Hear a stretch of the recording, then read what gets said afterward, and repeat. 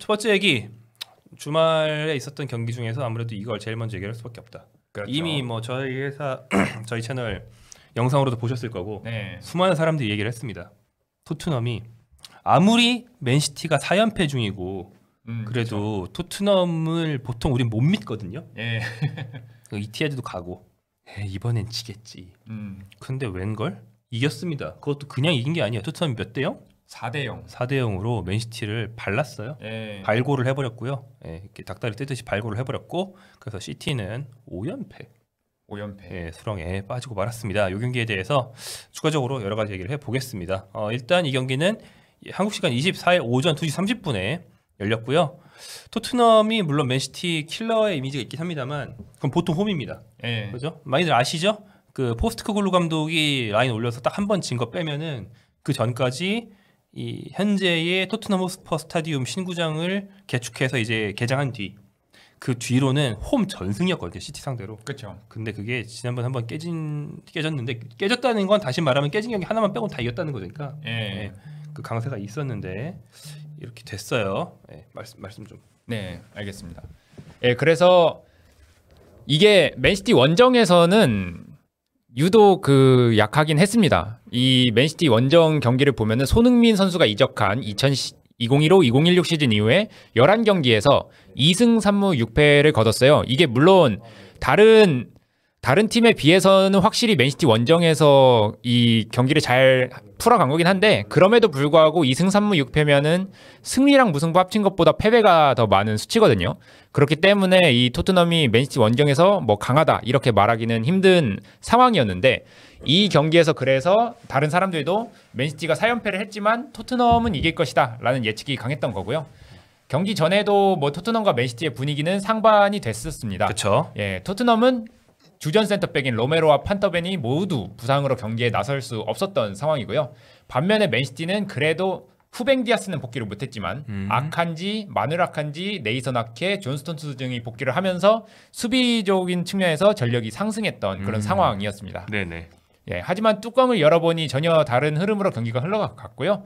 초반에 맨시티가 위협적인 공격을 두 차례 펼쳤다면 해도 역시 맨시티가 토트넘을 이기겠구나 싶었는데 전반 13분에 드라구신의 롱패스를 쿨루셉스키가 뒷발로 살려낸 뒤에 그바르디올과 몸싸움에서 이겼고요. 그 다음에 올린 왼발 크로스를 메디슨이 페널티 박스 안으로 쇄도해서 마무리하면서 선제골을 넣었습니다. 그리고 그로부터 7분 뒤에는 손흥민이 리그 4호 도움을 정립을 했는데요. 그바르디올의 패스 미스를 놓치지 않은 메디슨이 손흥민에게 패스를 건넸고 손흥민은 중앙으로 들어가면서 슈팅하는 척 이제 움직임을 가져가다가 침투하는 메디슨에게 다시 패스를 줬고 메디슨이 칩샷으로 에데르송을 넘기는 이런 득점으로 마무리를 하면서 추가골까지 넣었습니다. 맞습니다. 그리고 이제 후반 8분에는 손흥민, 쿨루세스키, 솔랑케로 이어진 패스 연결 끝에 이제 뒤로 내준 걸. 그죠? 이제 FM 보면 선풀 중에 한 박자 늦게 문전으로 침투 있거든요. 포로는 이게 분명히 달려 있어요. 포로가 공격수들이 다 어그로 끌어준 빈 공간으로 들어가는 거를 이제 패스를 받아서 이제 강슛으로 한 골을 넣었고요. 포로는 이제 맨시티에서 뛴 적은 없지만 잠깐이나마 명목상 이제 소속이었기 때문에 세레머니 하지 않았습니다. 세레머니 안 하다가 약간 그 우참 있잖아요. 이러다가 결국 뭐 팬들한테 가서 뭐 하긴 하더라고요. 아, 이승우 선수처럼 실룩실룩 막 이러면서. 그리고 후반 추가 시간에 교체 투입된 베르너와 존슨의 합작골로 4대0 승리까지 마침표를 찍게 됐습니다. 자, 손흥민 선수의 활약상 또 클레스키 선수의 활약상 두 선수를 좀 중점적으로 보면 좋을 것 같은데 일단 도움 장면 자체가 굉장히 멋있었다. 전 무슨 이니에스타인 줄 알았어요. 아, 맞아요. 손흥민이 엄청나게 많은 도움을 해왔지만 보통 이제 크로스나 그 본인이 이제 측면 찢은 다음에 컷백 준거나 그렇죠. 아니 뭐 그냥 먼터치 연계 뭐 보통 이런 식인데 이거는 완전 노리고 한 특급 플레이메이커의 플레이 아닙니까? 뭐 이니에스타 아니에요? 안쪽으로 몸머리 자신한테 일부러 수비를 끌어당긴 다음에 그것도 칩 패스로 그렇죠. 그 좁은 공간에서 칩스루 패스를 이거는 너무 멋있지 않나. 뭐 손흥민 베스트 어떤 모음에 꼭 들어가야 되는 장면이 아닌가 싶을 정도의 예술성이다. 그렇죠. 그런 생각이 들었습니다. 그래서 이렇게 하이라이트에 담길 만한 도움이었고 이 도움이 프리미어리그 통산 66번째 도움이었습니다. 그러니까 어차피 토트넘에서 뛰었으니까 토트넘 통산으로 프리미어리그 66번째 도움을 적립한 건데 이게 토트넘 소속으로는 1992년부터 2004년까지 뛰었던 프랜차이즈 스타 데런 앤더튼의 67도움 다음으로 2위거든요. 아, 데런 앤더튼. 제가 이제 저를 비롯한 제 세대가 축구를 보기 시작할 때 어떤 노장으로 있었던 선수죠. 네. 그래서 지금 이미 리그에서 4도움을 기록했기 때문에 아마 이번 시즌 내로 이 데런 앤더튼의 기록을 뛰어넘을 게 거의 확실시가 됩니다. 그러면 이제 토트넘 역대 프리미어리그 도움 1위로 올라서는 거고요. 와우. 예. 또한 패배 맨시티를 상대로 5골 5도움. 그러니까 이번에 5도움째를 성공하면서 프리미어리그에서 10골 이상 관여를 했는데 이게 유의한 기록입니다. 그러니까 맨시티 상대 공격 포인트, 맨시티 상대 최다 공격 포인트다. 쉽게 말해서. 최다 공격 포인트는 아니고요. 10골 이상 관련 5를 달성한 유일한 선수다. 예. 오케이. 네네. 그래서 다른 그 프리미어리그에서 패배 맨시티를 상대로 10골 이상 관여한, 그러니까 두 자릿수 공격 포인트를 기록한 선수가 한 명 더 있는데 한 명 더. 예, 그게 리버풀의 모하메드 살라입니다. 그쵸. 예, 살라가 7골 4도움을 기록하면서 11공격 포인트이기 때문에 아쉽게도 손흥민 선수가 여 부문에서는 1위까지는 아니고요. 예. 맨시티 킬러 1위, 2위네요. 예, 그렇습니다. 네. 근데 또 살라나 손흥민이나 모든 팀을 상대로 강한데 이게 강팀을 상대로도 유효하다라는 걸 보여주는 지표인 거죠. 쉽게 말해서. 네. 예. 그렇기 때문에 손흥민 선수는 이렇게 활약을 했는데 이번 경기에서는 후반 18분에 교체를 되면서 체력을 안배했습니다. 지난번과 달리 교체 타이밍을 어느 정도 수긍하는 모습이 비춰졌고요. 포스테코글루 감독은 토트넘이 계속해서 빡빡한 일정을 치러야 되고 왼쪽 윙어에서 계속 잔부상이 있기 때문에 손흥민의 체력 안배를 계속해서 이렇게 해줄 것 같습니다. 예, 그렇게 되면 되고 이 경기에서 가장 빛났던 건 역시나 메디슨이었겠죠. 물론 메디슨입니다. 생일을 맞아서 멀티골을 넣으면서 최근에 자신이 후보로 밀려났던 서름을 이제 어느 정도 날려버리는 모습이었는데 못한다 했는데 팀 내 최다골이에요. 예, 네. 맞아요. 그렇게 했는데 하지만 개인적으로는 쿨루셉스키가 메디슨보다 더 빛나는 플레이를 하지 않았나. 예, 그렇게 생각을 합니다. 이게 맨시티전에서 8경기 3골 5도움을 넣었는데 에티하드 스타디움 원정에서만 3골 3도움을 했어요. 예, 그만큼 쿨루셉스키가 맨시티 원정에서 유독 강하다 이렇게 봐도 무방할 듯 싶은데 이게 쿨루셉스키의 최대 장점은 저는 웬만하면 공을 뺏기지 않는 그 요상한 드리블과 몸싸움이라고 생각을 하거든요. 네, 그러니까 발재간만으로 키패한 선수는 없거든요. 예. 지네딘 지단조차도 볼키핑이 한 50%는 몸빵이었습니다. 네. 네, 밀어도 안 밀리는데 어떡해. 그렇죠. 네, 쿨루셉스키도 이제 몸빵 굉장히 좋기 때문에 퉁 이렇게 튕겨낼 수 있는 거죠. 예. 이 선수가 다른 선수보다 좀 느려서 그렇지 이게 절대 공소유가 안 되고 이런 유형의 선수는 아니기 때문에 잘하죠. 네. 예, 이런 게 특히 첫 번째 골 장면에서 유감없이 드러났죠. 이제 그바르디올도 나름 체격으로는 한 체격하는 선수인데 이 선수를 상대로 공을 소유한 것도 모자라서 몸싸움을 이겨내고 크로스까지 올리면서 메디슨의 선제골을 도왔고요. 그 다음에 세 번째 골 장면에서도 처음에 클루세스키가 공 뺏었을 때 그 클루세스키가 맨시티 선수들을 상대로 공을 지켜내고 손흥민 선수한테 패스를 건넸고 이게 손흥민의 연계로 이어지면서 결국에는 포로의 골까지 이어졌던 거고요. 그렇기 때문에 이 토트넘의 첫 번째 골에서는 클루셉스키가 거의 결정적인 지분을 가지고 있고 세 번째 골도 마찬가지로 클루셉스키가 처음에 공을 잡지 않았다면은 이게 과연 득점 찬스로까지 이어졌을까 하는 의문이 들 정도로 이날 클루셉스키의 활약이 엄청났습니다. 맞습니다. 예, 또 게다가 최근에는 공격형 미드필더로 활약을 주로 했었는데 그러니까 중앙 미드필더, 공격형 미드필더 사이로 이날은 오른쪽 윙어로 나왔음에도 불구하고 그 최근에 중앙 미드필더에서 보여줬던 좋은 폼을 여기서도 이어갔다라는 점이 또 포스테코글루 감독 입장에서는 고무적이라고 할 수 있겠습니다. 맞습니다. 그러니까 사실 클루세스키, 사르, 메디슨이 동시에 안 나왔거든요 요즘에. 예.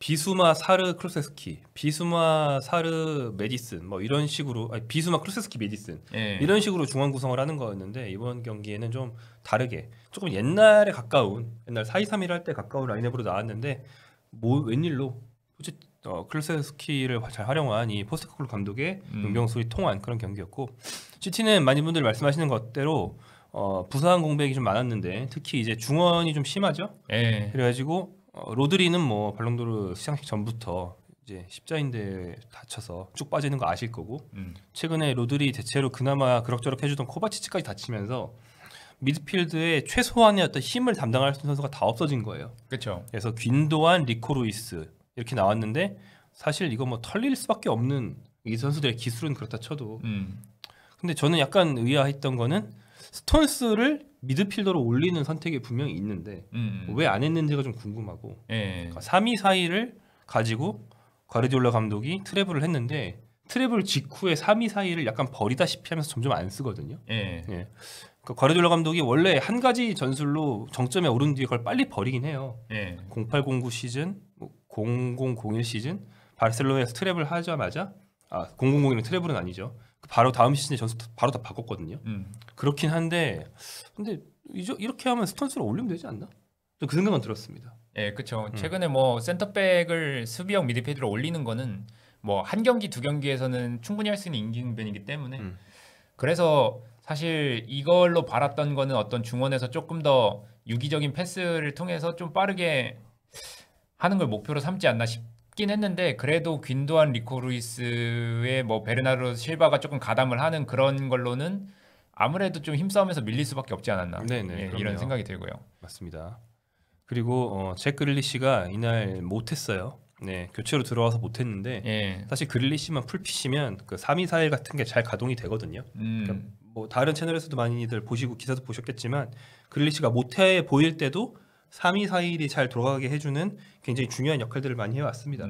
안정적인 측면에서의 볼키핑과 그래비티 형성 같은 건데 근데 최근에 맨시티 윙어들이 사비뉴, 포든 좀 더 볼 소시에 짧고 직선적인 선수들이라 3위 사이를 하기 힘들긴 합니다. 이런저런 사연이 겹치면서 토트넘이 맨시티 상대로 승리를 했고 그래서 맨시티가 5연패를 했는데 토트넘이 그 시작과 끝을 현재까지 장식하고 있고요. 그렇죠. 네, 그리고 펩은 2008년 엘리트 감독으로 데뷔한 이래의 5연패는 최초죠. 이런 적이 없다. 그 수모를 안겼습니다. 이 얘기는 좀 더 다시 해보도록 하고요. 이렇게 토트넘과 맨시티의 경기 얘기해 봤습니다. 토트넘 운빨 타고난 듯이라고 이생호 외천님 말씀하셨는데 뭐 이겼으면 잘한 거죠.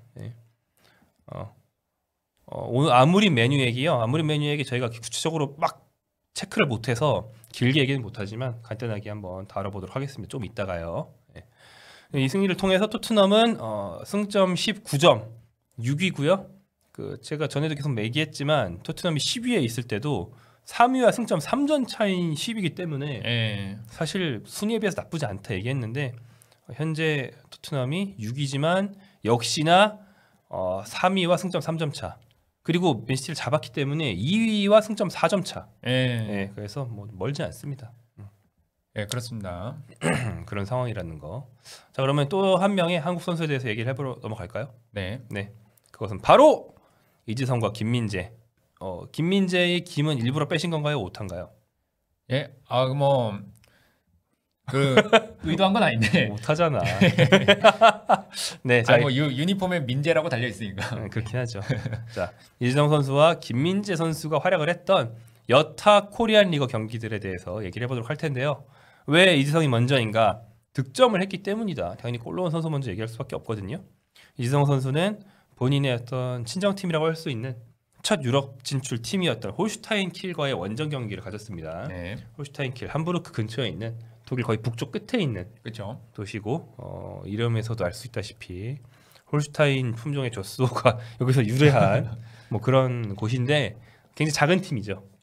이번에 이재성 선수 있을 때 그렇게 플레이오프 각오해도 승격 못하다가 드디어 승격해서 이번에 올라와서 맞대결을 할 수 있게 됐어요.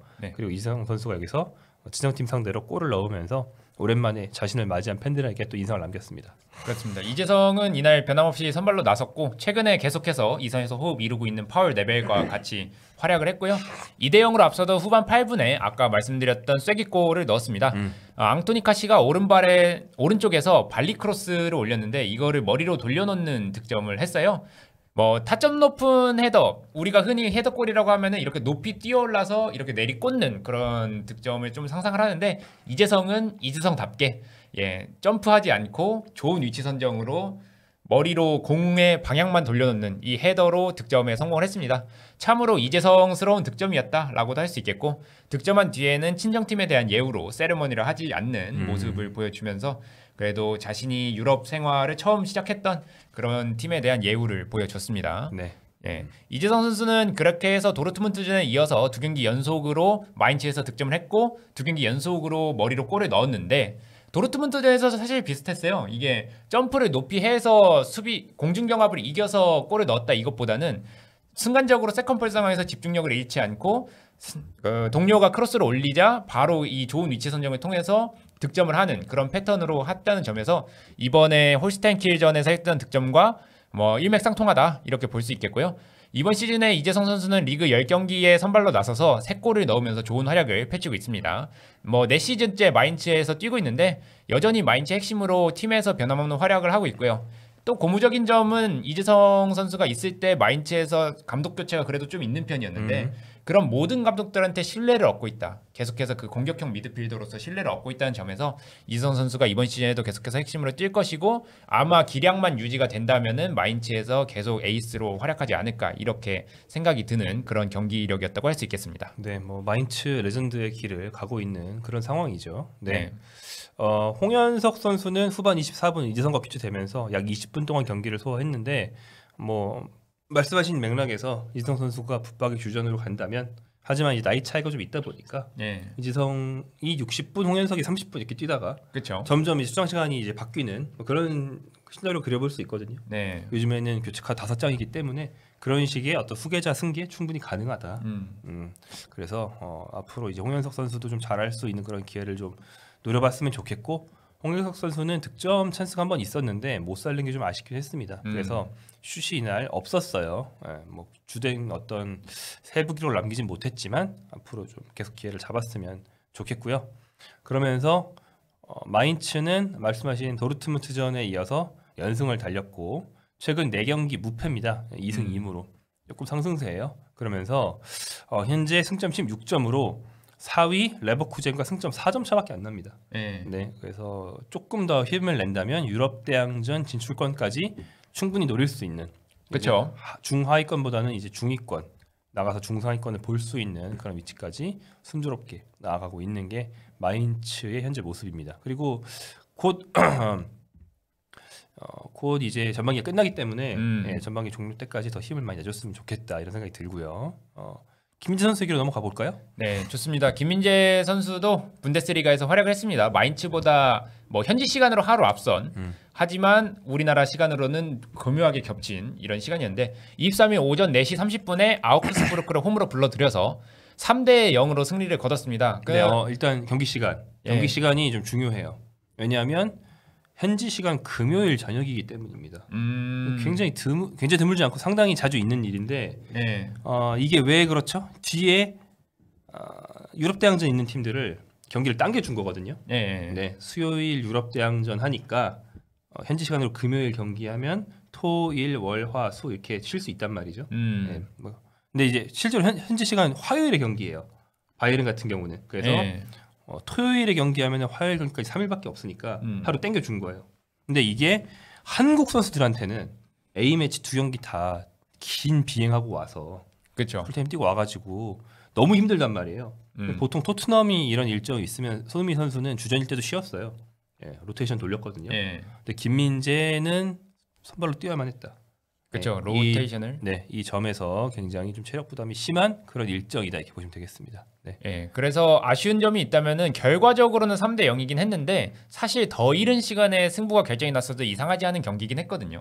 근데 그럼에도 불구하고 후반 추가 시간에만 2골을 넣는 상황. 그러니까 후반 45분 정규 시간까지 1대 0이었던 상황 때문에 김민재를 뭐 빼려고 해도 사실 뺄 만한 교체 선수가 없었기도 했고 근데 그거를 넘어서 1대 0이니까 도저히 뺄 수가 없었던 이런 상황이 조성된 것도 김민재의 체력에 있어서는 조금 악재였다고 할 수 있겠습니다. 그렇습니다. 그래도 김민재는 안정적인 수비로 우파메카노와 공식전 6경기 연속, 그 다음에 리그에서는 5경기 연속 무실점을 달성하는 성과를 이뤄냈고요. 아우크스부르크의 슈팅을 도합 2회로 틀어 막았습니다. 네, 뭐 빅찬스는 없었죠. 두 개 합쳐서 XG 한 0.2 얼마였던 것 같습니다. 그렇습니다. 그래서 공수 양면에서 늘 먹던 맛으로 바이에른의 기둥 역할을 제대로 수행을 해줬고요. 앞서 말씀드렸다시피 사실 김민재 선수 대표팀을 포함해서 지금 5경기 연속 풀타임 출장이거든요. 그렇기 때문에 체력 안배가 좀 필요한 시점인데 콩파니 감독 입장에서도 체력 안배를 해주고 싶겠지만 지금 현재로서는 체력 안배를 해줄 수가 없는 상황입니다. 그래서 요수와 키미와 함께 바이에른의 두 핵심이자 노예처럼 일하고 있는 김민재의 현 상황이라고 할 수 있겠고 바이에른 앞으로 일정 좀 많이 어렵습니다. 네. 예, 파리 생제르맹을 홈으로 불러들이고요. 그 다음에 도르트문트 원정을 떠난 뒤에 레버쿠젠과 포칼 홈 경기를 치릅니다. 그렇기 때문에 파리 생제르맹, 도르트문트, 레버쿠젠 세 팀 다 지금 바이에른이 만만히 볼 수 없는 상대고 또 까딱 잘못하면 또 질 수 있는 상대이기 때문에 바이에른이 풀 전력을 돌려야 되는 상황이거든요. 그렇다는 뜻은 또 김민재가 도저히 빠질 수가 없다. 이런 의미이기도 하고 그렇죠. 예, 그래서 이런 지옥 같은 3연전에서 과연 김민재가 버틸 수 있겠느냐 이거를 지켜보는 게 일단은 뭐 기도를 해야겠죠. 잘 체력이 버텨주기를. 네. 지금 뭐 알페신 샴푸의 마케팅 대성공으로 촘촘제, 빽빽제 이런 별명이 이제 진짜로 생기고 있는데 예. 어떤 마케팅으로 만든 별명이 이렇게 잘 자리 잡는 거 쉽지 않은데 되게 잘했어요. 아무튼 촘촘한 건 김민재의 모근이라기보다는 경기 일정이다. 예. 빽빽한 건 경기 일정이다. 뭐 그리고 이제 김민재 체력 고갈이다 이런 생각이 드는 그런 일정이고 파리 생제르맹, 도르트문트, 레버쿠젠으로 간 경기 간격이 4일, 4일, 3일입니다. 네, 그래서 그걸 4일로 벌리기 위해서 이번 금요일에 한 거거든요. 네. 네, 하지만 5일은 안 돼요. 5일이면 진짜 괜찮은데 거의 일주일인데 4일이면 사실 3일이냐 4일이냐 하잖아요. 그렇죠. 4일, 4일, 3일이기 때문에 굉장히 힘든 일정이다. 이렇게 보시면 되겠고 그리고 이제 이 경기 바이에른과 파리 생제르맹의 경기에 대해서는 프리뷰가 저희 채널에서 당연히 따로 나갈 거기 때문에 예. 제가 이제 미리 제작을 하고 있는데 그걸 한번 나중에 참고해 주시면 이 경기를 즐기시는데 많은 도움이 될 것 같습니다. 이 경기에서 일단 해리 케인이 헤드트릭을 했어요. 예. 근데 해리 케인이 초반부터 뭐 그게 보이지 않았어요. 그렇죠. 그래가지고 또 케인 또 상대 밀집 수비에 잠수 타는 경기 하나 무시하려가 진짜 망할 놈들 공도 안 받아주고 내 혼자 다 한다 이러면서 막 3명 뚫고 슛 쏘고 4명 뚫고 슛 쏘고 진짜 똥꼬쇼 했거든요. 근데 그러다가 PK로 케인이 정규 시간 동안 딱 한 골 넣고 말씀하신 거대로 1대0으로 간신히 이기고 있었는데 후반 추가 시간에 추가 PK 및 상대 퇴장으로 한 골 더 들어가고 그러니까 추가 시간이 끝나기 전에 한 골을 더 넣어서 기적 헤트트릭을 하더라고요. 예. 근데 그 마지막 헤트트릭 골이 굉장히 멋있었습니다. 보셨습니까? 그렇죠. 그 네. 분데스리가 킥을 연상시키는. 그렇죠. 예. 분데스리가 로고를 연상시키는. 노린 건지 약간 그 쉽게 말해서 뽀록이 났는데 임기응변을 잘한 건지 모르겠는데 예. 고레츠카가 찍어찬 롱패스가 문전으로 들어왔을 때 네네. 문전으로 딱 침투에 들어간 케인이 이걸 봤습니다. 근데 보통은 발리로 톡 건드려서 넣는 타이밍이기 때문에 그렇죠. 케인이 공중으로 높이 발을 뻗었을 때 이제 상대 골키퍼 라브로비치 선수가 몸을 날렸거든요. 하지만 페이크였죠.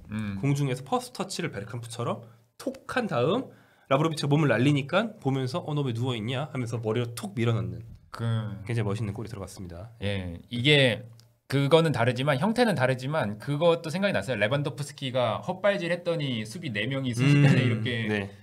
추풍 낙엽처럼 쓰러져서 그 다음에 골을 넣었던 그 장면이 생각나듯이 이제 역시 월드 클래스 스트라이커는 이렇게 혹여나 잘못된 퍼스트 터치라도 그거를 기회로 만들 수 있는 그런 존재감과 능력을 가지고 있다라는 걸 보여줬던 그 마지막 골 장면이었던 것 같습니다. 이렇게 해서 레반도프스키가 아니죠. 케인은 분데스리가 데뷔 후 한 시즌 하고 초반 조금 했는데 50골에 도달하면서 역대 최단 시간 분데스리가 50골 골 넣는 기계의 모습을 보여줬고요. 이번 시즌만 헤드트릭 3번입니다.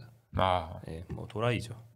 자, 이강인, 이현주, 배준호 등 출장을 한 다른 선수들도 살펴보도록 하겠습니다. 네, 이강인 선수 어땠죠? 예, 이강인 선수는 툴루즈와 홈 경기 마찬가지로 이제 그 오전에 한국 시간으로 오전에 했었는데 후반 15분에 데지레 두에와 교체돼서 30분 가량 경기를 소화를 했고요. 바이에른 뮌헨과의 중요 경기를 앞두고 교체 출장을 했다. 이런 거는 오히려 호재라고 느껴질 수도 있을 것 같은데 다만 살짝 아쉬운 게 있다면은 다른 주전들이 선발로 나섰다는 거죠.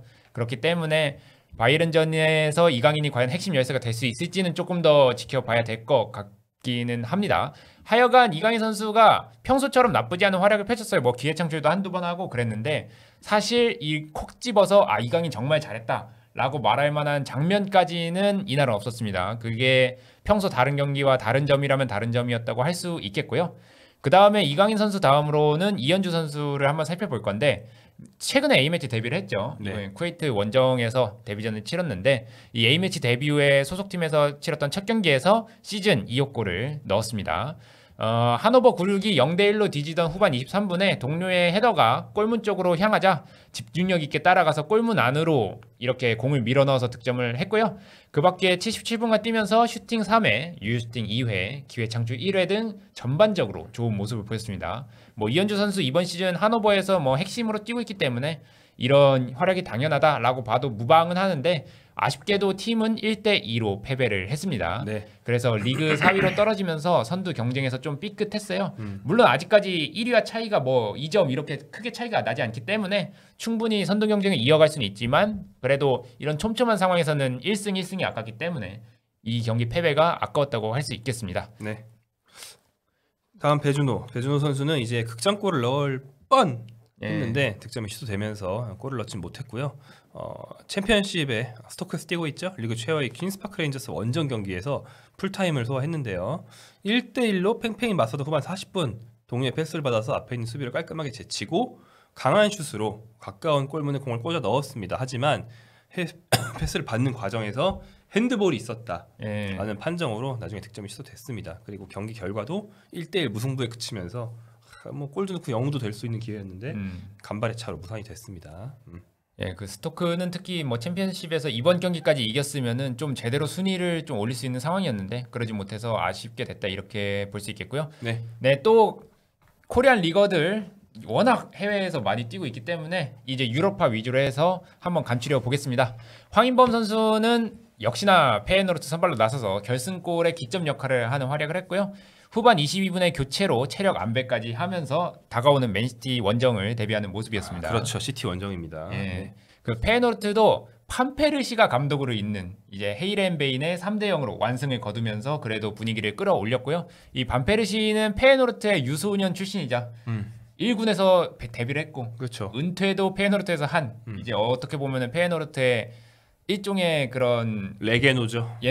그렇게 할 수 있겠는데 뭐 아쉽게 뭐 헤이렌베인에서는 지금까지 그렇다 할 모습을 보여주지는 못하고 있는 상황입니다. 어허, 아스널 레전드라니 과연 다들 그렇게 생각할까? 네.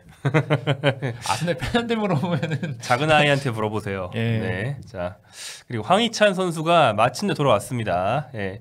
울버햄턴에서 복귀전을 치른 황희찬 선수 A매치에서 당한 부상, 지난 10월 A매치에서 당한 부상으로 한동안 빠져 있다가 이번에 돌아왔어요. 한 달이 좀 더 걸렸고요. 팀은 풀럼 원정에서 모처럼 4대1로 아주 크게 이겼습니다. 예. 그리고 이제 사실은 황희찬 선수만 보면 4대1로 크게 이긴 게 뭐 좋은 건지는 잘 모르겠는데 그건 그렇죠. 황희찬 없을 때 우르르 넣은 거니까요. 예, 아무튼 크게 이겼고요. 황희찬 선수랑 한때 파트너였지만 지금은 경쟁자라고 할 수 있는 마테스 쿠냐 선수가 2골 1도움을 기록했다. 이게 왜 경쟁자냐? 시즌 초에는 4-2-3-1로 바꾸면서 최전방에 있는 스타드 라르센 선수 장신 스트라이커를 쓰는 전술을 바꾸니까 황희찬 선수가 약간 겉돌았죠. 그냥 윙어인데 말이 윙어지 반쯤 스트라이커 이런 걸 시켜야 황희찬 잘하는데 그냥 윙어 너 크로스 올려 측면에서 수비가 다음에 이런 걸 시키니까는 네 감독님 그러다가 이제 공격 본능이 좀 죽는 이런 악순환이 좀 있었단 말이에요.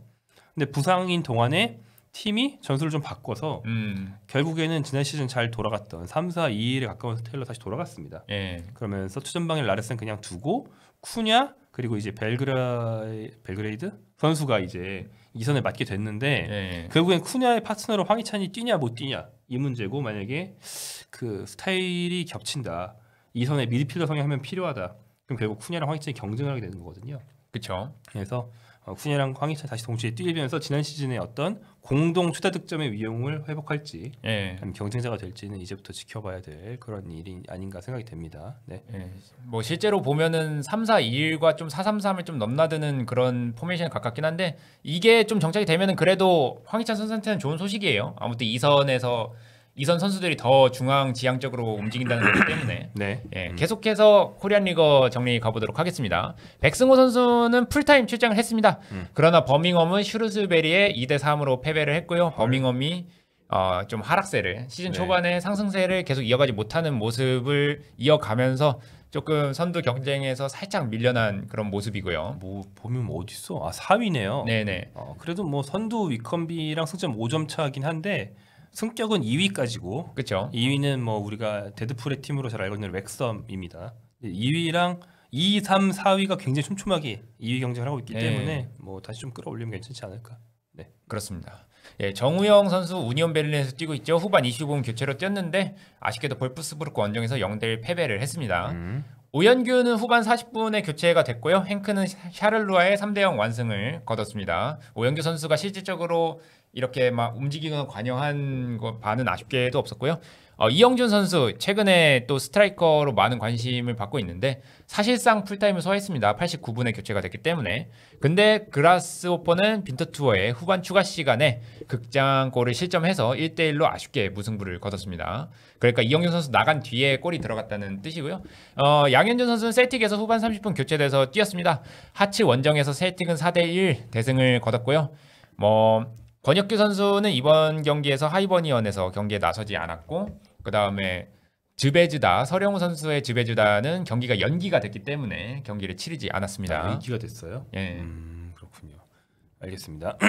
자 다음 토픽으로 넘어가죠. 네. 자 맨체스터 시티 아까도 말씀드렸지만 토트넘한테 졌습니다. 그냥 진 것도 아니고 발굴을 당했어요. 네, 순살 치킨처럼 되어 버렸거든요. 그래서 아까 했던 얘기를 이어서 토트넘을 홈으로 불러들여서 자 복수다. 하지만 당해버린 건 나였고 이렇게 돼버린 맨시티 얘기를 해보겠습니다. 네, 물론 아까도 말씀드렸듯이 전반 초반에 골 결정력이 따라졌다면 결과가 달라졌을 수도 있어요.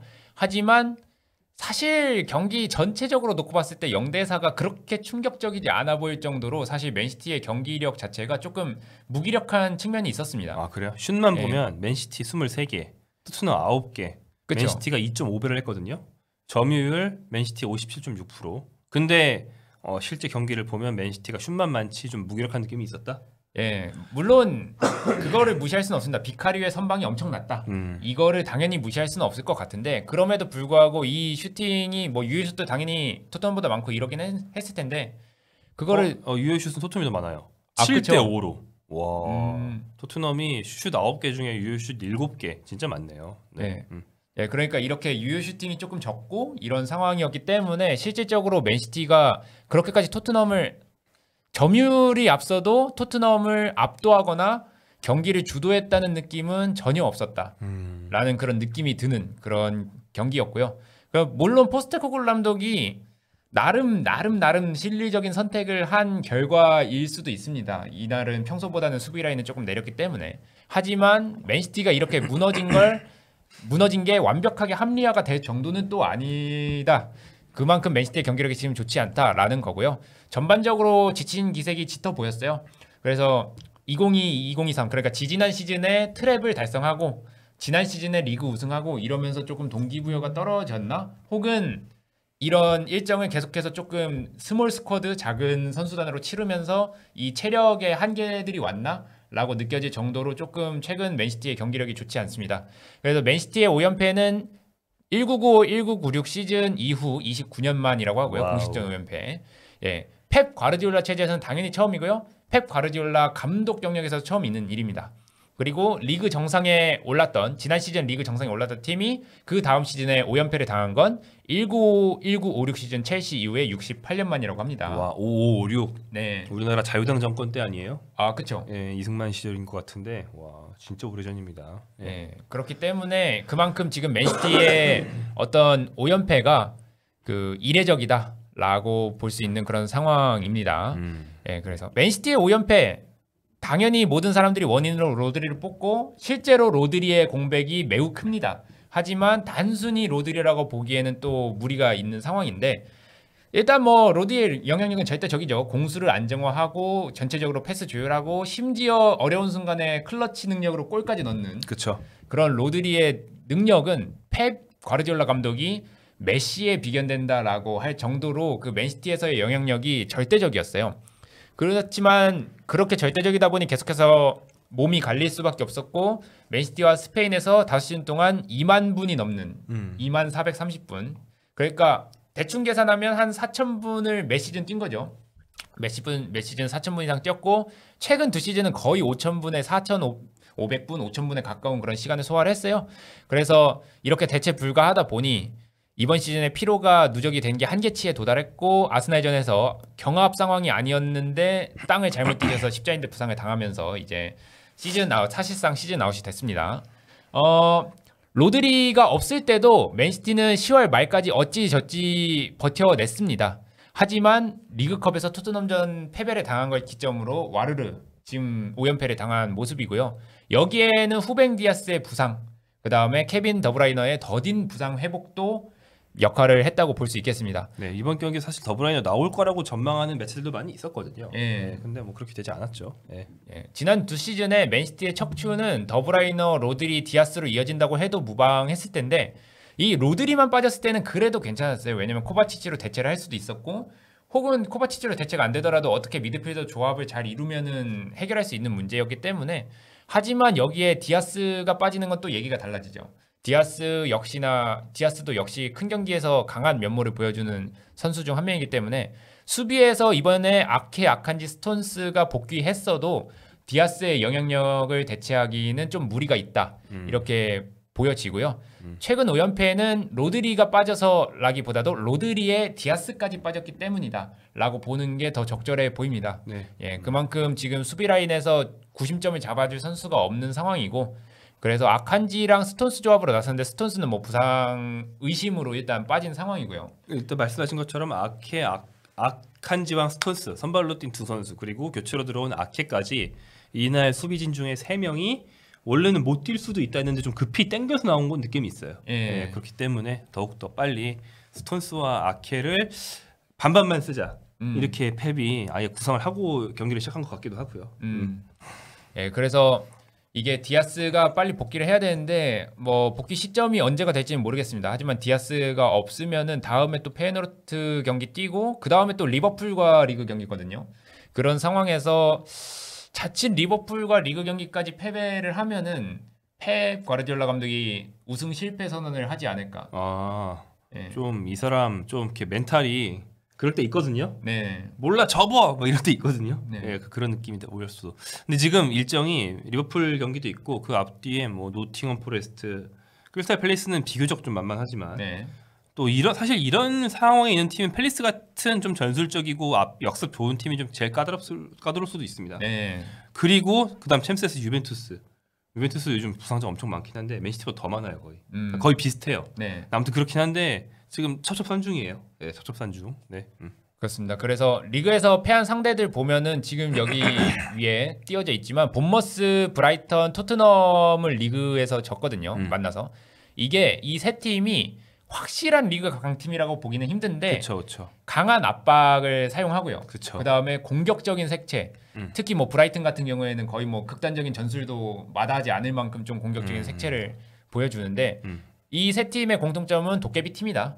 예, 이런 도깨비 팀 역할을 할 수 있다는 특징을 공유하고 있고 이게 맨시티는 물러서는 수비를 파괴하는 것에도 일각에는 있었지만 또 이런 조직적이고 강한 압박도 곧잘 뚫어내던 팀이었거든요. 원래는 오히려 땡큐죠. 예. 얘네가 뒷공간을 준다는 뜻이니까. 그렇죠. 근데 이런 팀들한테 패배를 계속해서 했다는 뜻은 어떤 펩 과르디올라의 맨시티가 일종의 한계에 봉착했다라는 의미로도 해석을 할 수 있겠습니다. 네, 궁극적인 에너지 레벨의 어떤 한계 같은 걸로 인해서 패스는 무브가 돼야 압박을 풀 수 있는 거지 기술만 좋다고 풀 수 있는 게 아니기 때문에. 그렇죠. 네.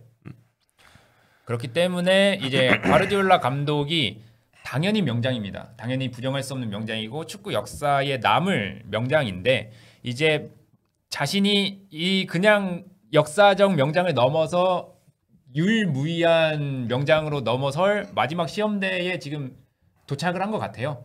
지금까지 과르디올라 감독이 뭐 물론 2016-2017 시즌에 처음 맨시티 와가지고 무관에 그쳤던 전적이 있긴 하지만 그거는 처음에 왔으니까 그럴 수 있었던 거고 이번에는 맨시티의 한 사이클이 끝났다라는 느낌이 서서히 들고 있거든요. 그건 뭐 일단 더브라이너라는 상징적인 존재가 있고 네. 그런 시기긴 하죠. 워커도 그렇고. 물론 맨시티는 상대적으로 세대 교체가 잘 이루어지고 있는 편이긴 한데 그럼에도 불구하고 뭐 에데르송은 물론 골키퍼니까 좀 더 뛸 수 있다고 치더라도 어떤 이런 로드리도 십자인대 부상에서 돌아왔을 때 어떤 활약을 장담하지 못하는 나이대이기도 하고요.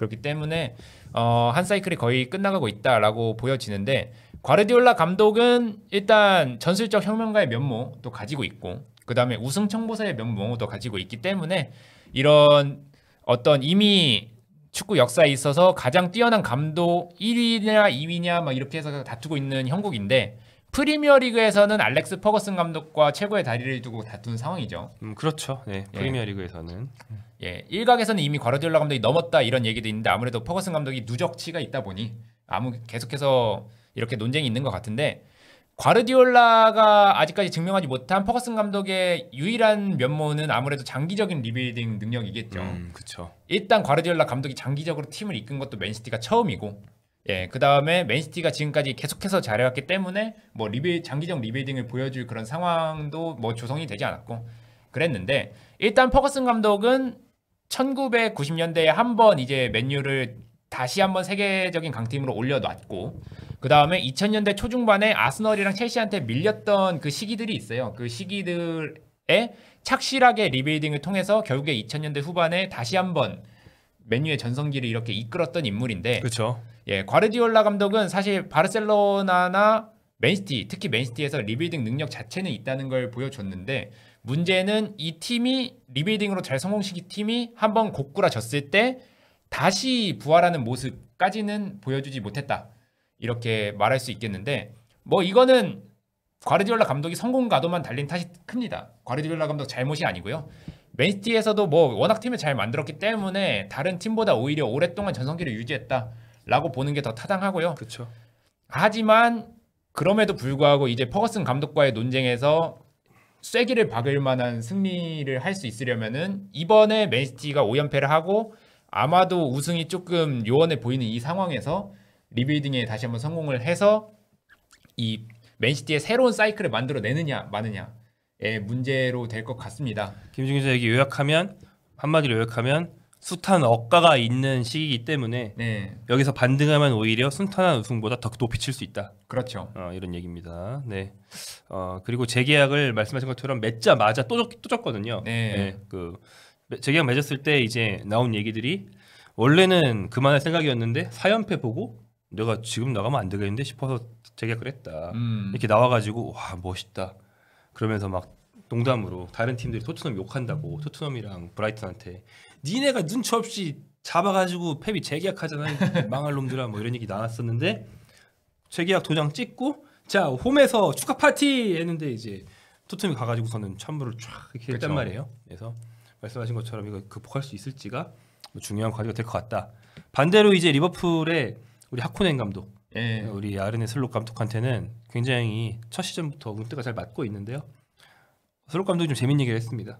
네, 지금 승점 8점 차거든요. 그래가지고 이제 우승 아닙니까? 이렇게 기자들이 물어보니까 몇 년 전이더라. 아스날도 승점 8점 차인데 우승 못했거든요. 막 이래가지고 런던에서 이제 뉴스 보고 있다 아스날 팬들이 왜 그래? 왜 우리한테 왜 그래? 가만히 있었는데 왜 이렇게 깜짝 놀랐다는 그런 얘기가 있습니다.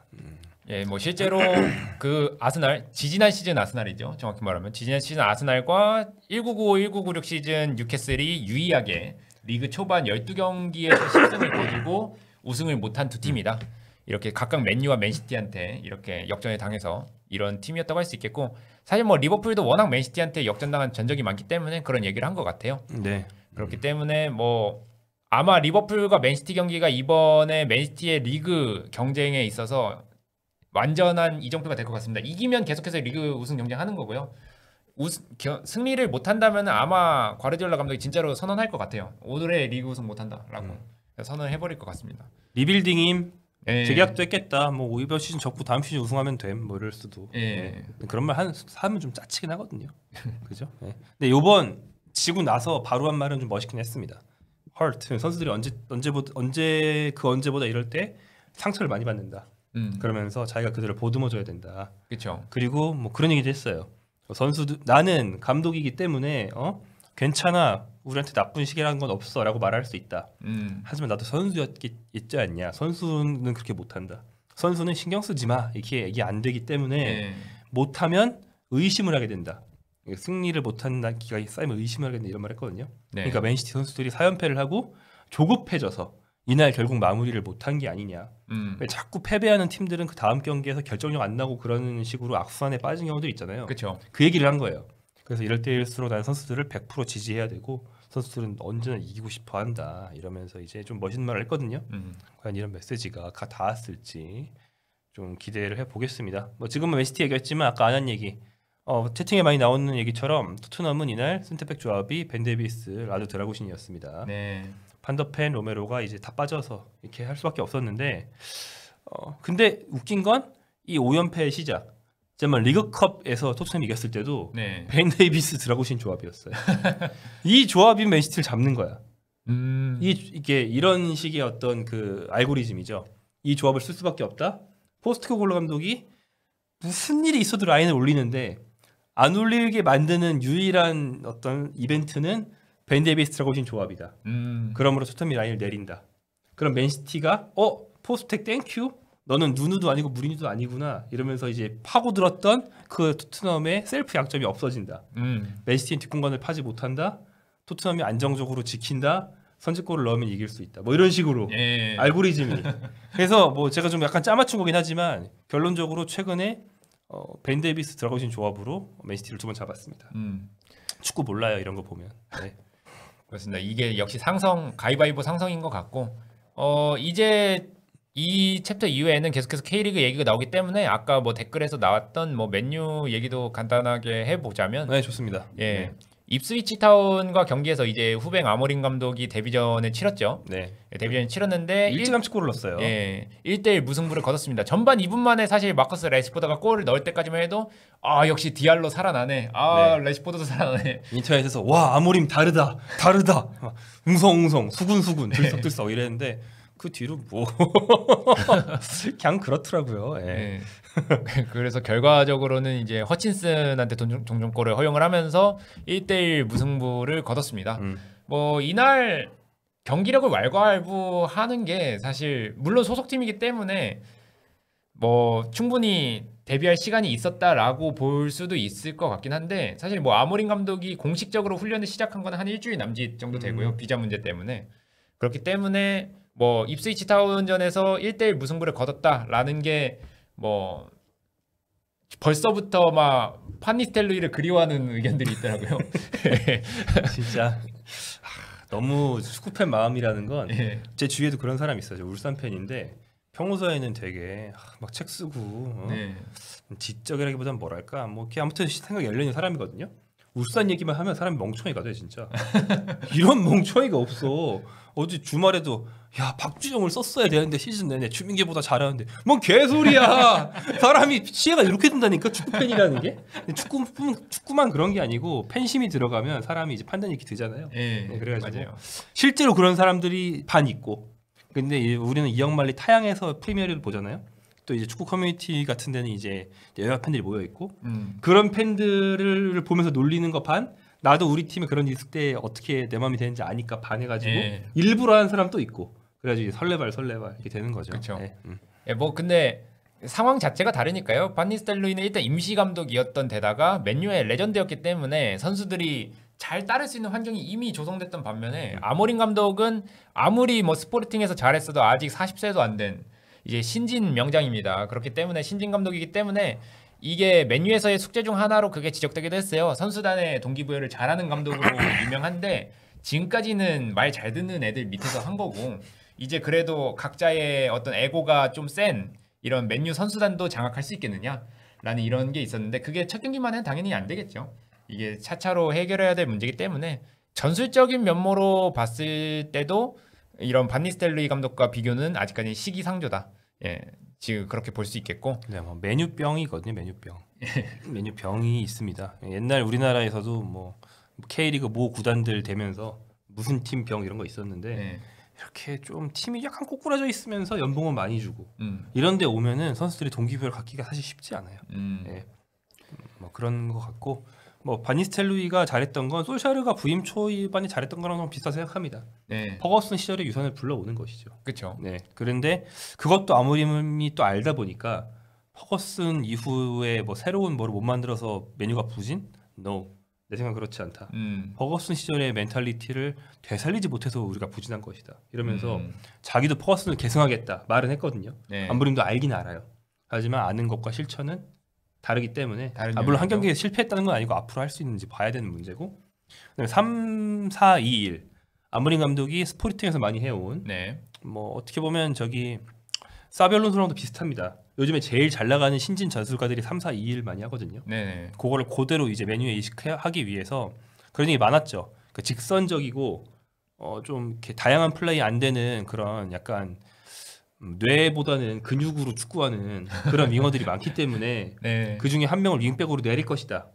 그래서 아마드 달로를 윙백으로 내렸거든요. 그렇죠. 근데 사실 플레이 스타일만 보면 아마드 달로가 그나마 좀 이선에 있을 만한 선수 아닌가 이 팀에서? 저 선수가 저도 그렇게 그렇게 생각합니다. 예. 멍청 쪽은 아니지 않나요?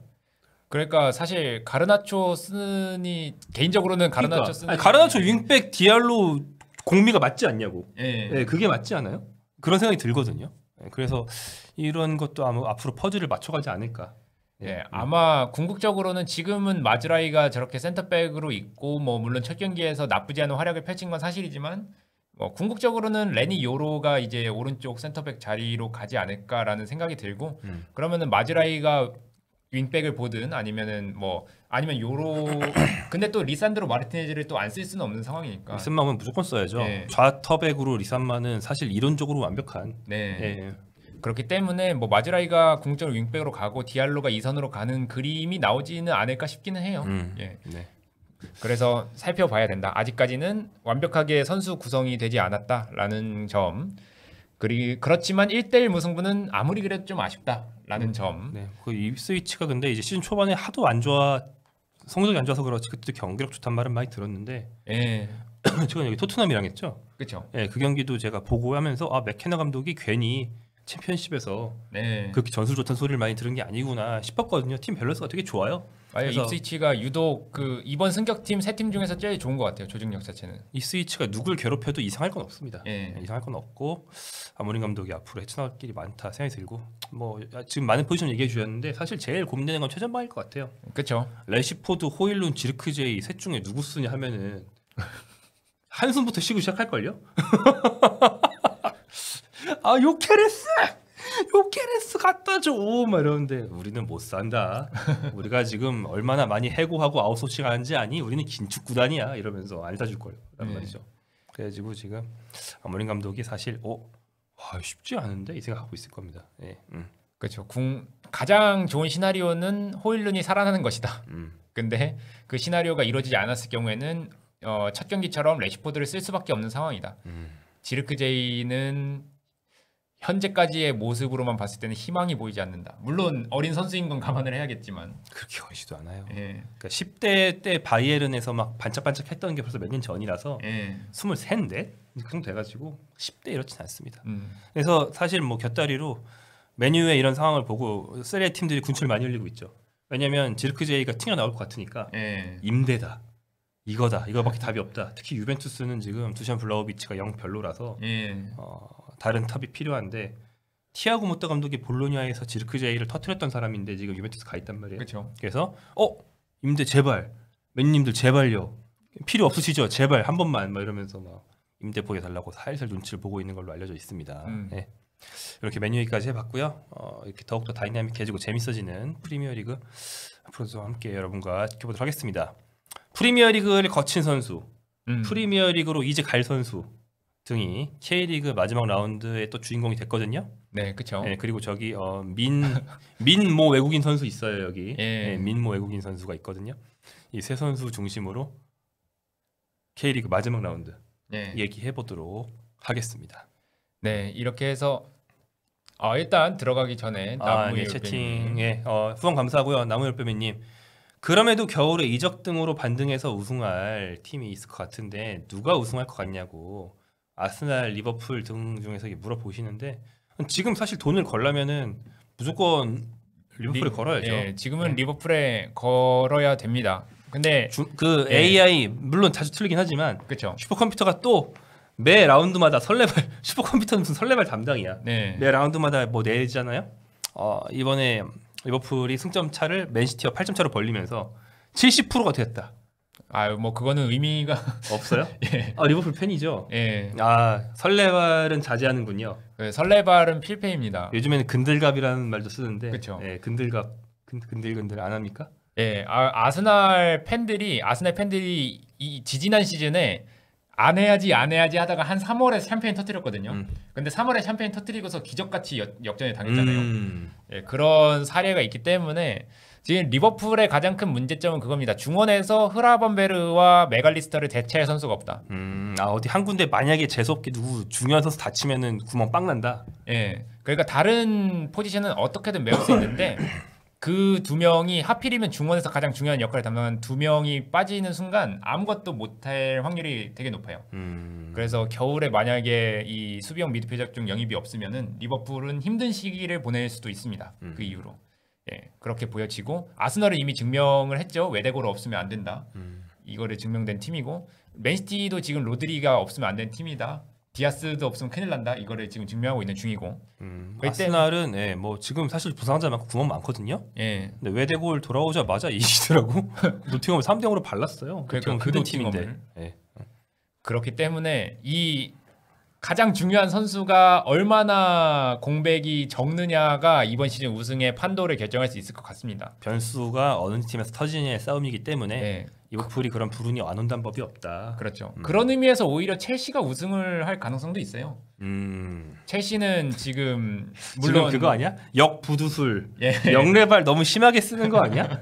그렇게까지 하고 싶어? 리버풀 빼고 다 얘기할 기세네? 뭐 노팅엄 우승 가능성도 말씀해 보시지 그럴 거면. 아무튼 네, 무슨 말인지 알겠습니다. 네, 김희준 기자의 마음이 그렇다고 합니다. 저 뭐 채팅창에서 첼시 말하자마자 뭔 개소리냐는 식으로 반응하시잖아요. 자, K리그로 가겠습니다. 네. 네. 자, 양민혁 선수가 새 출발을 하고 박주영이 피날레를 그리고 이제 무고사 선수가 민씨 한국인으로 개명을 하고 이제 네. 귀화를 했다는 K리그 파이널 라운드입니다. 자, 23일에 상위, 24일에 하위 스플릿 최종전이 열렸는데요. 순위 경쟁은 사실상 많이 끝난 상태이기 때문에 그렇게 중요하진 않았지만 그렇죠. 그래서 뭐 몇 가지 이벤트가 있었다. 자, 먼저 양민혁 선수가 강원 소속으로 최종전에서 네. 결국에 공격 포인트를 또 올리면서 시즌 12골 6도움. 와, 이거는 영프를 넘어서 MVP를 노릴 수 있는 페이스입니다. 그렇죠. 네. 예, 강원이 포항과 마지막 홈 경기를 치렀는데요. 1대0 승리를 거뒀고 같은 시각 경기를 치렀던 김전 상무가 서울에 3대1로 패하면서 1대3으로 패하면서 최종적으로 강원이 2위를 차지를 했습니다. 네. 시민구단으로서는 인천, 그다음에 경남에 이어서 세 번째로 리그 2위에 등극을 했고요. 인천, 경남. 그들의 미래. 아무튼 네. 네. 아무튼 강원이 그래서 이번 시즌 최고의 시즌을 보냈다. 그에 걸맞는 마무리를 했다라고 볼 수 있겠습니다. 주인공은 당연히 양민혁 선수였습니다. 원래 이기지 못하더라도 양민혁 선수가 주인공이었을 거예요. 당연히 토트넘으로 이적을 하기 때문에 12월 아까 말씀했듯이 12월 16일에 토트넘 핫스퍼 여기 지금 이 의자에 있는 네. 네. 토트넘 핫스퍼 이적이 합류가 확정이 됐기 때문에 이번이 뭐 마지막 경기였고요. 그래서 강원 측에서도 좀 성대하게 이벤트를 준비를 했더라고요. 양민혁 환송식을 이렇게 준비를 했는데 0대0으로 있던 정반 35분에 김강국이 수비 라인을 허무는 패스를 했고 이거를 양민혁이 받아서 문전에서 정말 침착하게 타이밍을 재서 반대편 골문으로 정확하게 공을 밀어 넣었습니다. 이게 이 니어 파 가리지 않고 정말 잘 꽂아요. 네. 그죠? 그러니까 이게 진짜 고3 선수 물론 이제는 K리그에서 한 시즌에 풀로 뛴 선수긴 하지만 어린 선수라고는 진짜 믿기지 않은 침착성을 이번 시즌 내내 보여주고 있고 이걸 마지막 경기에서 마저 보여줬기 때문에 사실 아무리 1대1 상황이라도 수비가 달려드는 상황이면은 조급해지기 쉽거든요. 근데 그럼에도 불구하고 자신이 생각하는 정확한 타이밍에 공을 밀어 넣으면서 자신이 토트넘으로 조기 합류하는 이유를 또 증명했다. 이렇게 볼 수 있겠고요. 네. 예, 그 양민혁의 장점이 그대로 드러났던 득점입니다. 그리고 고3이 12골 6도움 K리그에서 기록을 하면서 사실 양민혁 이전까지 고등학교 3학년이 K리그에서 막 2골, 3골 이렇게 넣는 것도 볼 수가 없었거든요, 사실. 근데 이번 시즌에 양민혁이 12골 6도움을 넣으면서 영플레이어 유력 후보, 그다음에 MVP 후보로도 올랐습니다. 물론 MVP는 울산의 수문장인 조현우 선수가 버티고 있기 때문에 좀 더 봐야겠지만 예, 그렇게 볼 수 있겠고 경기 후에는 고별식도 진행을 했습니다. 시즌 리뷰 영상 보면서 양민혁 선수가 좀 눈시울이 붉어지는 듯 했고요. 가장 기억에 남는 경기로 전북과 경기를 뽑았더라고요. 이게 근데 정확히 몇 월인지 제가 보지는 못했는데 개인적으로도 5월에 있었던 전북과의 그 강원 홈 경기가 양민혁 선수의 터닝 포인트라고 개인적으로 생각합니다. 그 진짜 지리는 꼴이 나왔던 네. 김진수를 약간 그 스톰트루퍼로 네네. 그 잡몹으로 만들었던 그렇죠. 그 환상적인 터치, 환상적인 슛. 그렇죠. 그걸 심지어 가까운 쪽 골문으로 밀어넣는 그런 득점이었는데 그 전까지 양민혁 선수가 사실 좀 파회가 됐다라는 시각도 좀 있었거든요. 네. 근데 이 경기에서 그거를 보란 듯이 뛰어넘는 활약을 펼치면서 양민혁 선수가 시즌 중에도 스텝업을 할 수 있는 선수라는 걸 증명을 했고 그 뒤로 또 양민혁 선수가 잘 나갔기 때문에 개인적으로도 이 경기를 터닝 포인트 가장 기억에 남는 경기로 뽑을 만하다고 생각을 합니다. 예. 그래서 양민혁은 아마 K리그 시상식까지 공식 일정을 소화할 것 같고요. 그 이후에는 휴식을 하다가 토트넘으로 향할 것 같습니다. 네. 뭐 저번에도 얼핏 얘기했지만 뭐 친척 중에 한 분이 제주도에 계신다든가 네. 최대한 칩거를 할 생각이라고 해요. 왜냐하면 진짜 팍 쉬어야 되니까. 그렇죠. 가자마자 운동해야 되는데 지금 굉장히 힘든 일정이거든요. 맞아요. 네. 물론 어린 나이에는 괜찮긴 해요. 괜찮긴 하지만 그것도 뭐 한두 번이지. 그쵸. 모르고 그러니까 회복력이 좋아서 어린 나이에 잘 뛰다가 근데 오히려 그래가지고 어느 날 갑자기 탁 이럴 수도 있거든요. 맞아요. 그것을 조심해야 되기 때문에. 예. 자 그렇고 다음으로 이제 울산의 최종전. 울산 최종전에서는 이제 지난번 원정 경기에서 서울 상대로 깜짝 라인업에 들면서 서울 오랫동안 친정팀했던 서울의 인사를 했던 네. 박주영 선수가 다시 뛰었는데요. 박주영은 작년부터 플레잉 코치였지만 작년부터 이번 시즌 말까지 거의 2년 가까운 기간 동안 거의 아예 등록이 안 됐거든요. 그러니까 네. 선수 등록만 되고 엔트리에 든 적이 없었는데 네. 이제 은퇴를 준비하는 마당에 경기에 나섰습니다. 근데 생각 외로 잘했다. 그렇습니다. 지난 FC 서울 원정에서 깜짝 출장하면서 친정팀에 대한 마지막 예우를 보였던 박주영 선수가 이번 경기에서도 후반에 교체를 돼서 울산의 승리를 이끌었습니다. 후반 29분에 심상민 선수가 교체돼서 한 15분, 20분 추가 시간까지 해서 그렇게 뛰었는데 이미 우승이 결정된 상황이라 사실 박주영 선수가 아무것도 안 해도 2대2 무승부가 되더라도 그 울산 팬들에게 크게 상관이 없었을 텐데 마지막에 1골 1도움을 기록하면서 울산의 승리를 안기는 진짜 축구 천재다운 피날레를 장식하지 않았나 그렇게 생각을 합니다. 후반 39분에 이규성 선수와 2대1 패스로 페널티 박스 침투하면서 수비를 녹였고요. 그 다음에 자기보다 좋은 곳에 있던 아타로에게 깔끔하게 공을 내주면서 도움을 기록을 했습니다. 이것이 리그컵과 플레이오프 모두 합쳐서 박주영의 K리그 통산 100번째 공격 포인트였습니다. 리그컵을 합치는 건요, 여러분. 네. FA컵만 따로 치고 연맹 주관 대회를 한 덩어리로 칩니다. K리그는 옛날부터. 네네네. 이게 좀 이상하게 들으실 수도 있는데 옛날에는 리그가 되게 작고 컵에서 막 국내에서만 대회가 연맹 주관 대회가 3개, 4개 이런 시절이 있었어요. 네. 그런 시절의 흔적으로 우리나라는 리그컵까지 연맹 주관 대회 스탯을 다 합산하거든요. 그래서 이 말씀하신 기준이 나오는 건데 그래서 그 기준으로 볼 때 100번째 공격 포인트를 딱 채우고 은퇴를 한다. 네. 진짜 역시 승부사는 승부사. 형 승부사야. 형은 이런 경기 놓치지 않아. 그렇죠. 왜냐면 그 99골에서 승부차기 그러니까 페널티킥 양보했다가 영원히 100골을 채우지 못한 신태용 같은 사람도 있거든요. 그런 거에 비하면 진정한 승부사. 네. 스탯 100개 딱 찍고 끝낸다. 그렇죠. 근데 여기서 끝이 아니었습니다. 여기서 끝이 아니다. 기어이 100일 공격 포인트까지 정립하는 모습이었는데 후반 45분에 하필이면 또 이청용의 크로스를 받아서 이청용의 크로스를 반대편 골문에서 헤더로 마무리하면서 득점까지 정립을 했습니다. 이게 서울의 특급 유망주로 함께 뛰었던 이 이청용과 박주영이 울산에서 마지막 골을 합작하는 어떤 완벽한 서사가 완성이 됐고요. 이 골 넣은 다음에 이청용이 이제 이렇게 숭배를 하는 숭배 셀레브레이션을 펼치면서 왜냐면 주맨이니까. 예, 네. 주맨이기 때문에 떠나가는 선배에 대한 예우를 보였습니다. 예, 양박 쌍용이죠. 양박 쌍용 중에 박쌍용이 이제 서울에서 뛰었던 시절이 있었는데 그 시절을 생각나게 하는 그런 득점이었다라고 할 수 있겠습니다. 앞서 말씀하셨다시피 박주영 선수는 이번 시즌 경기를 아예 뛰었거든요. 서울전 전까지.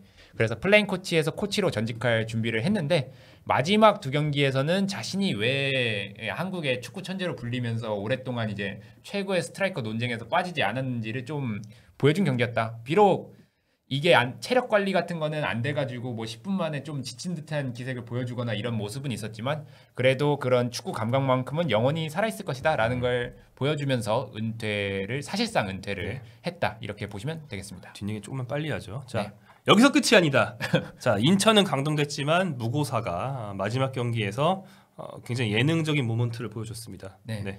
대구 원정에서 3대1 승리 거두면서 그래도 아쉬운 시즌에서 그래도 괜찮은 마무리를 한 인천이고요. 뭐 팬들은 위로를 받지 않았을까 그렇게 생각을 합니다. 이날 가장 화제를 모았던 거는 올 시즌 득점왕을 거뒀던 무고사가 골키퍼로 변신한 거였는데요. 교체 카드를 모두 소진했는데 하필이면 그 직후에 이범수 골키퍼가 상대 선수랑 충돌해가지고 더 이상 경기를 소화할 수 없었어요. 그래서 무고사가 결국에 골키퍼 장갑을 끼고 등장했고 경기 후에 최은근 감독이 뭐 대담한 선수 난 잘해줄 줄 알았다 이러면서 기자회견을 했더라고요. 그렇게 기용 이유가 밝혀졌고 무고사가 꽤 괜찮은 선방 능력을 보여줬습니다. 그래도 1실점을 했지만 성공적인 골키퍼 데뷔전을 치렀다 이렇게 볼 수가 있겠고요.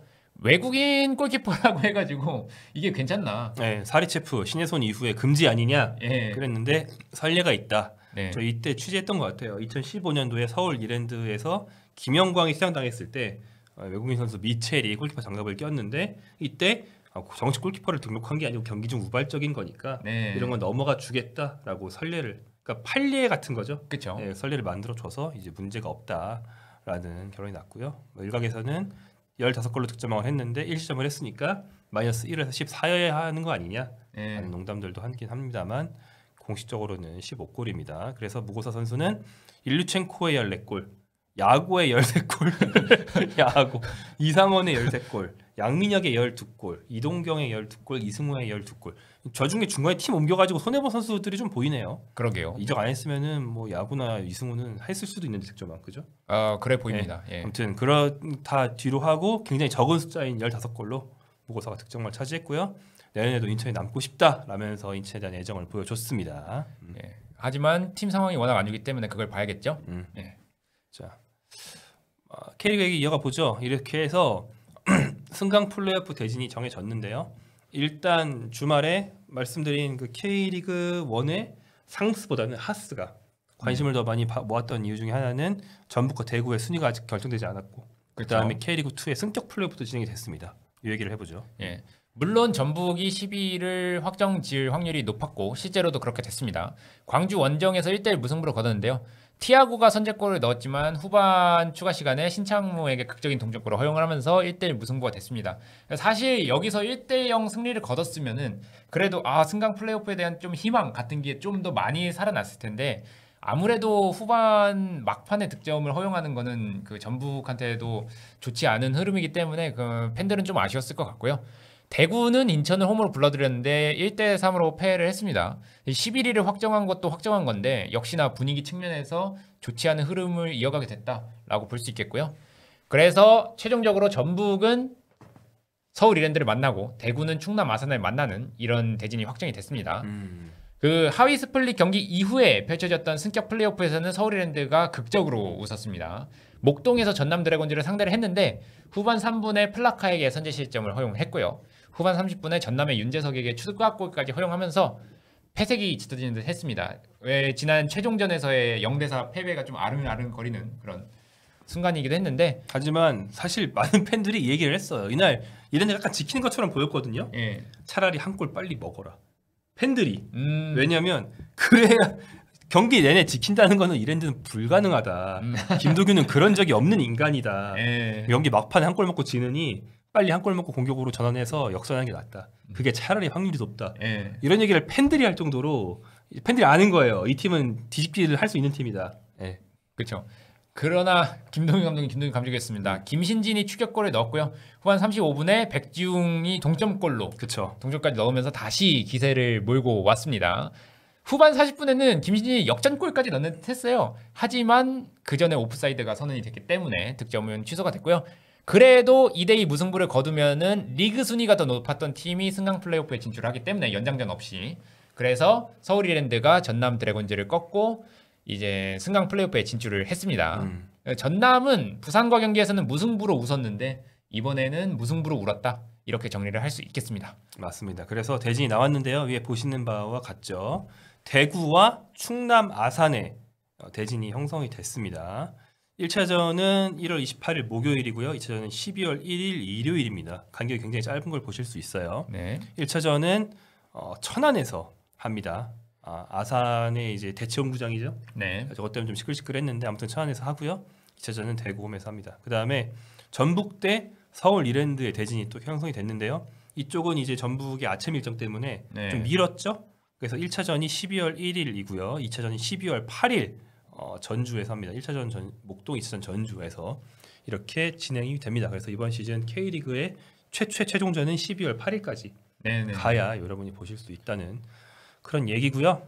제가 이제 관계자들이랑 최근에 이제 좀 얘기하면서 들어봤는데 이랜드 대 대구면 네. 이랜드가 힘들다. 그렇죠. 또 전북 대 아산이면 전북이 힘들다. 이런 말들이 있었거든요. 근데 이렇게 대진이 돼서 오히려 진짜 모르겠다. 네. 이런 얘기들이 있습니다. 왜냐하면 전북은 상대 수비가 탄탄하면 잘 뚫지 못하는 최근에 그런 것 때문에 이제 강등권까지 간 거기 때문에 아산이 그렇게 참 지키다가 스쿼드는 막 화려하지 않아 보여도 지키다가 한 번 역습으로 후비는 걸 잘한다. 그래서 아산이 그런 점에서 전북한테 오히려 상성이 좋을 수 있다. 그다음에 이랜드는 공격 앞으로잖아요. 그렇죠. 대구가 1부긴 해도 굉장히 좀 수비적이고 탄탄한 팀이기 때문에 오히려 2부에서 올라온 주제에 공격 앞으로 하다가 카운터 맞을 수 있다. 예. 이래서 이제 이랜드가 성성 안 좋을 수 있다 했는데 이랜드 대 전북이면 모른다는 거예요. 그렇죠. 아예 모르죠. 대구 대 아산도 모르고. 예. 그래서 이제 상성 같은 건 이제 얘기할 수 없게 됐다. 사실 그러면 선수단이 화려하니까 전북이 일단 유리하다. 대구는 부상자가 많아서 이제 화려하다고 하기 좀 애매할 수도 있는데 그래도 뭐 돌아온다고 이제 많이 돌아온다고 기대를 한다면 또 역시 유리하다. 그래서 네. 일부가 결국 유리해지지 않았나. 상성이 작용을 안 하니까. 그렇죠. 그렇게 생각이 됩니다. 예. 자, 대구는 진짜 위험해 보이는 점점이라고 채팅에서 말씀을 하셨는데 사실 막판에 원체 흐름이 안 좋았기 때문에 그렇죠. 예, 그렇게 얘기는 할 수 있겠습니다. 예. 지난 시즌에는 그래도 승강 플레이오프 확정이 되기 전에 음. 강원은 흐름이 좋았거든요. 수협은 진짜 흐름이 안 좋긴 했는데 네. 승강 플레이오프 때. 근데 이번 시즌에는 전북이나 대구나 그렇게까지 상승세 전환을 못하고 승강 플레이오프로 들어가는 일정이라서 그래서 혹시라도 이변이 일어날 수도 있을 것 같다라는 느낌이 조금 들기는 합니다. 예. 전북 떨어지면 진짜 무슨 이런 일은 거의 없거든요. 그렇죠. 예, 무슨 우승권에 있고 돈 제일 많이 쓴 팀이 떨어지는 거는 재정 문제로 인한 그런 거 아니면은 거의 세계적으로 거의 없어요. 예. 레인저스 강등됐을 때 그게 그냥 성적으로 떨어졌었나? 레인저스는 아예 그 재정 문제 아니었나요? 재정 문제였죠. 예. 보통은 재정 문제예요. 이런 식으로 진짜 막 명문 팀이 떨어지는 거. 그렇죠. 그냥 생 성적으로 떨어지는 거는 극도로 드문 일이고 세계적으로도 찾기 힘들 걸요. 여기까지 온 것만 해도 이미 드문 일입니다. 근데 그렇죠. 예, 살아도 드문 일이에요. 예. 떨어지면 더 드문 일. 예. 이번 시즌 K리그 1, 2 통합 평관 순위를 봤는데 1위는 압도적으로 당연히 이제 서울이고 그렇죠. 2위 울산, 그 다음에 6위인가가 수원 삼성이고요. 그 사이에 인천이랑 전북이 있습니다. 아하. 인천 이미 떨어지죠? 네. 수원 못 올라갔죠? 수원 삼성. 전북이 만약에 떨어지면 K리그 1, 2 통틀어서 관중 동원 6강 중에서 3팀이 K리그 2에 갑니다. 야. K리그 2 흥행 대박. 이상하는 리그가 됐어. 물론 그만큼 재밌는 거기도 하지만. 그렇죠. 네. 아예 K리가 항상 가장 상위권과 하위 팀의 전력 차가 가장 적은 리그 중에 하나긴 한데 토토하면 안 되는 리그. 예. 예, 토토 절대 하면 안 돼. 예. 그런 리그긴 한데 그래도 이건 좀 이례적이죠. 인천 강등 나가고 전북 강등 이기고 예. 대구도 평관이 그렇게까지 딸리는 팀이 아니거든요. 대구 좋죠, 대구. 예. 예. 맞아. 대구도 6강에 있지 않을까? 대구도 평관 만 정도 하니까. 거의 예. 저긴 거의 매진이라서. 그렇죠. 그러면 대구랑 전북 중에 하나라도 둘 다 떨어지면 4개가 내걸 수도 있겠네.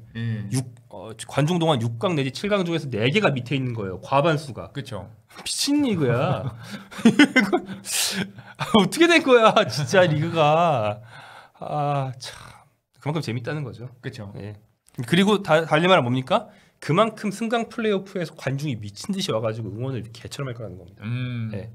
사실 승강 플레이오프가 약간 좀 관심에서 멀어질 때가 있는데 예. 그게 전북 같은 팀이 없어서 그런 거기도 하지만 큰 이유가 관중석이 비어요. 예. 솔직히 경남 승강 플레이오프 갔다고 해서 관중이 막 늘고 그러지 않거든요. 그렇죠. 뭐 1000 들다가 2000으로 3000으로 늘고 거의 뭐 이런 식인 팀들이 많았어요. 예. 근데 승강 플레이오프 갔다 그러면 기본적으로 많이잖아, 저 팀들은. 그렇죠. 네, 뭐 만약에 팬들이 진짜 막 확 붐이 일면은 2, 3만이 승강 플레이오프에 오는 국내 최초의 모습을 볼 수 있는 거예요. 수원은 그게 아니니까. 예. 네. 그러니까 안양이랑 붙었을 때. 예, 아무튼 그렇기 때문에 재밌긴 한데 리그가 좀 희한하게 들어가고 있다 이런 생각이 볼수록 드네요. 이렇게 되면은 물론 만약에 전북과 대구가 못 떨어진다 손 하더라도 뭐 시민구단과 기업구단 수 자체는 변화가 없긴 한데 그렇긴 해도 뭔가 전북이라는 좀 상징적인 팀이기 때문에 또 인천도 나름 시민구단 중에서는 상징적인 위치를 점하고 있는 팀이기 그쵸. 때문에 이 두 팀이 이렇게 된 대구도 뭐 마찬가지로 시민구단 중에서는 K리그에서 좀 독특한 위치를 점하고 있는 그런 팀이고 그렇기 때문에 이번에 이 인천 강등 당했지만 대구와 전북이 과연 살아남을 수 있을지 이것도 관심으로 한번 지켜보면 될 것 같습니다. 맞습니다.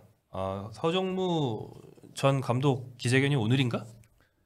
네, 오늘이죠. 저기 윤희용 기자가 가는 거죠? 네, 저희 그렇게 스케줄이 되어 있는데 축구협회장에 대한 어떤 이슈도 앞으로 이어질 것 같습니다. 저희 전매축 이후에 우리나라 축구의 어떤 이슈가 아직도 쭉 이어진다는 거 많이 주목해 주시기 바랍니다.